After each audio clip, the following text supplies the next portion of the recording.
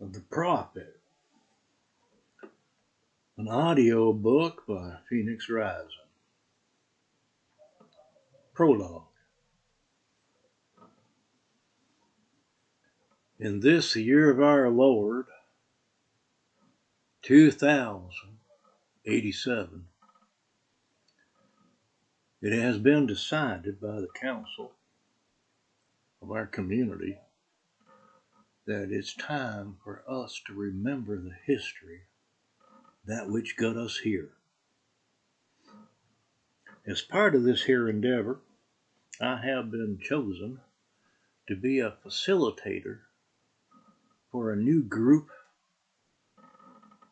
of future facilitators that will carry on this mission of passing on this history to the community at large, especially the young ones, lest they forget. Now, it seems that part of that history, over 150 years ago, oh heck, it's more than that now, isn't it? Back in the year of our Lord 1918, at the end of what they called the Great War, the war to end all wars, they came up with a special time of day and month, the year and date of that month, 11/11/11. 11 a.m. of November 11th, 1918, to call peace to that war. The special number was to signify a new beginning. That's why they had all them there ones. One is the first number. A new beginning. A great time of peace in our planet. Well, it didn't quite work out that well, because they had another great war, which they called World War II, and then they started referring to the first one as World War I. Then they had a whole bunch of other wars that culminated in World War III. Well, it's time we talked about some of that there history. My name is Arnhem, and like I said, I have been chosen as the very first facilitator. So I'm going to start that group and be talking about some of these history that, well, in the time after that great war and the first new beginning, people forgot about. And when you forget about things, you have a tendency to repeat them. There was a saying way back then, a lot of good sayings actually, and that's part of what I'll be teaching them, some of the knowledge of these great sayings. And a fantastic man that I met a long time ago, well, we refer to him today as the Prophet. I'm sure he'd laugh his ass off if he heard us talking that way about him, because he never considered himself no prophet. In fact, all he said was his greatest skill was the ability to see the incredibly obvious, meaning that it must be pretty simple and obvious, otherwise he wouldn't have seen it. That was another one of his favorite sayings. And he used his sayings from his own pappy and from history, from people that he admired. Great writers, William Shakespeare, who was a wordsmith. I don't know if William Shakespeare ever invented anything of his own self, but I do know he had one heck of a way of putting things that made it very clear some of the main things that people thought about. And the Prophet, well, I'm going to call him that anyway, so I can give you how I do. I see that big smile on his face coming up there. You got to be kidding me. But that's the way it is. We call him the Prophet now because some of his writings and his teachings, again, he wouldn't like that expression either, teachings. He would just call it reiteration of the real teachers from history. But some of the ones that inspired him are Tolstoy, Cervantes, in Spanish. Shakespeare, of course. And he was an avid reader, this here prophet, and he liked things like, well, he read everything that Jesus ever said and everything in the Bible. Of course, he also read the Torah and the Koran. He read everything he got his hands on by Buddha, Confucius, and even the man who wrote the I Ching or the Tao. I think he always said he was partial to the Tao. He called himself a Taoist, an original Taoist, because Tao it got twisted like every other philosophy and religion from the historical times. Somebody ended up twisting it somehow to try to get their own personal benefit out of it. And the prophet would always talk about how that kind of screwed everything up and twisted everything and kept us on the wrong path. And Tao is supposed to be the path, the right way, the only way, in harmony with how the universe works. Because the universe pretty much shows us on a daily basis how it works if we open our eyes and pay attention. So anyway, I guess they call me a follower of the prophet because I knew him. Not many people can say that because, well, one, it was a long time ago now, and he was an old man when I met him. I mean, he was in his 60s anyway, and we kind of hung out together for about 20 years, and then he kind of disappeared. No one knows what really happened to the prophet. And in the course of this here book that we're writing, this audio book, we're going to talk about the first part. This book's the first of a series, and this book is called The Prophet. And we'll talk about what the prophet would say and how he would say it, where he got his inspirations from, or in other words, those obvious things that he happened to see and wanted to share. And the first one, most important thing the prophet ever said was, and he had learned this from his daddy, that there was no one in this world better than him, and there was no one in this world worse than him, that we are all the same. And by that, he referred to having the same potential. We all have good, and we all have things that are not so good, and some people call good and evil, or good and bad, or light and dark. Light's a real common key dominator in this here information that he talked about, because some of the great of history talked about the light. Jesus said, I am the light. Muhammad said, I have seen the light. Buddha said, I have been enlightened. Now, those three gentlemen, I know there was a time when people called them gods or divine, and nowadays we don't use those terms quite so freely. Of course, I think a lot of it had to do with people just wanting to impress everybody else, that their particular viewpoint was more divine than others, therefore they were right and others was wrong. Whereas the prophet says everybody's right to a certain degree to the best of their knowledge. And no one's more important than anybody else, including himself. Because his daddy said there weren't nobody worse than he was, and he could learn something from every other person on the planet if he opened his mind and his heart to doing so. And that there was nobody on the planet that was better than him, because everybody on the planet could learn something from him if they opened their minds and hearts to do so. In other words, we's all the same. We all have the same potential. We all have our unique experiences and things that makes us. So we can all share some of that with everybody else. Trouble is, some folks don't think they're good enough. The great fear. And we'll be referring to this back and forth quite a bit in the future, I'm sure. But if you break down all of the fears, It all boils down to one. There's only one real fear. That I'm not good enough. Now, I'm not good enough to deal with whatever I have to deal with, whatever that be. Now, people react to that fear in different ways.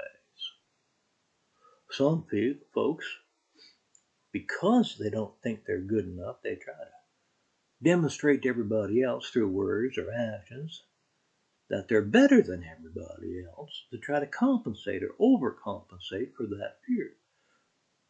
Now, the quote that I was always given, again by this prophet, was, "Methinks thou dost protest too much." In other words, you're overreacting. Right? Anybody that comes across that much, well, they're just projecting that fear into the form of a manifestation of, I'm better than you all, to try to balance out the fact that they feel that they're not good enough. Other folks are more humble, more honest, possibly because they have less of that fear, but they still have the same feeling that I'm not as good enough or as good as other people are, which is a much more normal reaction, a higher percentage of people. They just can tend to be a bit more humble, or that humility comes forth more. Anywho, during the course of this here, like I said, audiobook, and we're doing it in this format, and I'm sure it'll end up in written form somewhere along the lines, down the road or whatever. But I'll put it in audio form because I want you to know, you can hear in the tone of my voice and the way I talk that I am just a facilitator. I learned through my experiences, including my experiences 20 odd years with the man they call the prophet, that I ain't no better than anybody else. I never thought I was. Most of my life, I was one of them there ones that didn't think I was good enough and worked my buns off trying to figure out a way to show I could be as good as anybody else. Until the prophet said, well, you are. Can you imagine that? Someone who I considered to be a great man told me that I was as good as anybody else. Well, man, that lifted my spirits right up. Gave me a sense of power over myself. Imagine, I was as good as anybody else, which means I didn't have to listen to everybody else's view. I could listen to them, but I didn't have to follow it like they was better or smarter than I was, because I was perfectly capable of thinking for my own self. I didn't need a priest or a minister to guide me. I needed to read the darn thing for myself and make my own decisions. I needed to constant knowledge, learning, right? The only thing constant in the universe is change. Well, change means keeping up with the change. These folks, one of the biggest mistakes people ever made, especially these folks that wanted to prove that they were better than everybody else, try to compensate for their own feelings of not being good enough. Them folks, they wanted something called status quo. Well, that's Latin for keeping it the same. Well, think about that. If you try to keep something from changing in a universe that is in constant change, you're at a standstill. You're at a standstill when everything else in the whole darn universe is moving. Well, if you ain't moving forward in a universe that's moving forward, standing still is the same as going backwards. And they never could figure that out. If it was going backwards, it was in decline. Well, decline is just another way is on the road to failure. It's going to kill itself. It's going to self-destruct.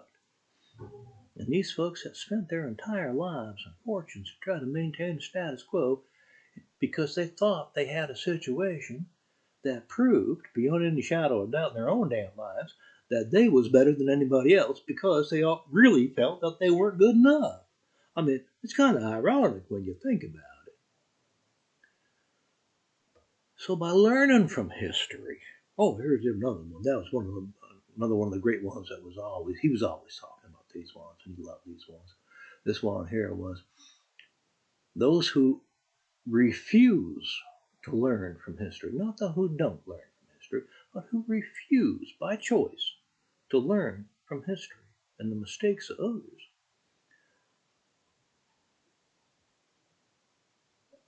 are guaranteeing that them themselves are going to make the same mistakes or something similar. Back in the old days, he used to call it a reasonable hand-drawn facsimile. That was one of his jokes too. Same damn thing. Well, those who refuse to learn from history are guaranteeing that they themselves is going to repeat it. And they're going talking about the mistakes of history. However, if you learn from history and you make a conscious effort to learn the lessons from history, mistakes, and successes, what helped people move forward, then you can repeat the ones you want. You can pick and choose how you want to live your life. Because if everything is in constant change, there is no way to predict an endpoint or a determination of a result. In other words, there's no way to know where you're going because everything's going to be changing in the future, so you have to adapt to that change to figure out which direction you want to be heading. There's no endpoint. If there's no endpoint, then the entire focus becomes on how you get there, not where you're going. In other words, there was an expression way back in the day that he talked about that he said one of the biggest mistakes people ever made was the end justifies the means. He goes, that was the stupidest thing he'd ever heard in his life, because there is no end. If there's an end, it means it died. If there's a failure, like an end of life, well, you get to start again. However, the means justify the end because how you do it determines where you're going. And that was the mistake people made in the wars, including the war to end all wars. They didn't look at what brought them to that point in the first place. And it was the desire of some nations to be more powerful than other nations because of this internal crisis and not knowing who the hell you are, thinking you're not good enough, so you have to try to prove to everybody else that you're better than everybody else. And they didn't take into respect other people as being their equal. At the end of the First World War, or the Great War to end all wars, there were a lot of nations that went to those meetings at the end of that war, trying to find a system of a way of living that was more respectful of people, that were completely ignored. And the conditions that they set up for some of the people who lost the war, well, there are no winners in a war because everybody suffered. So everybody lost. And instead of realizing the fact that we all just lost a lot of our population, we all just lost a lot of our progress that we had in our countries, so we're all in the same boat, we need to find a way to move ahead together. No. They wanted to do it again. Oh, but we won the war, so we deserve more. Think about that. We deserve more. Methinks thou dost protest too much. Well, there you go. That's a bit of a taste of what's going to happen. When we get into the first chapter, which is coming up real soon, we'll be looking at the students that are going to be learning to become future facilitators to their own communities. They'll be the ones going out and, well, helping others, not as someone that's more valuable, someone of equal status, sharing what they have, sharing their skill set with those of others, and respecting the skill sets of the others that are interested in learning more, because life is a learning curve. Every day you better be learning something, because you got to keep up with the universe. So I hope you find this thing interesting. And at the end of this here audio book, first book, we will have an epilogue. We will get back together and have a little discussion of what we went over. Again, this is the prologue. Welcome to the journey. My name is Arvin.